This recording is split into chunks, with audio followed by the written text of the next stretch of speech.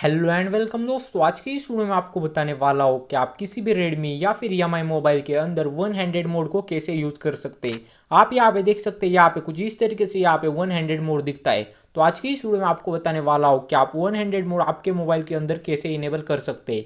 इसके लिए आपको सिंपली यहाँ पे सेटिंग के बटन पे क्लिक कर देना है। सेटिंग के बटन पे क्लिक करने के बाद आपको थोड़ा नीचे स्क्रॉल करना है। नीचे स्क्रॉल करने के बाद आपके सामने कुछ इस तरीके से यहाँ पे एडिशनल सेटिंग का बटन दिखाई देगा।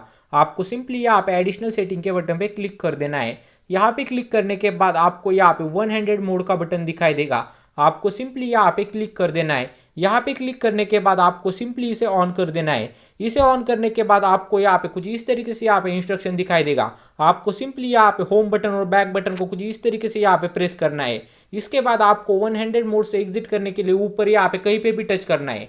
अगर आपको इस वीडियो से मदद होती है तो प्लीज दोस्त के चैनल को सब्सक्राइब कीजिए। सब्सक्राइब करना बिल्कुल फ्री है, इससे आपका कोई बैलेंस नहीं जाएगा।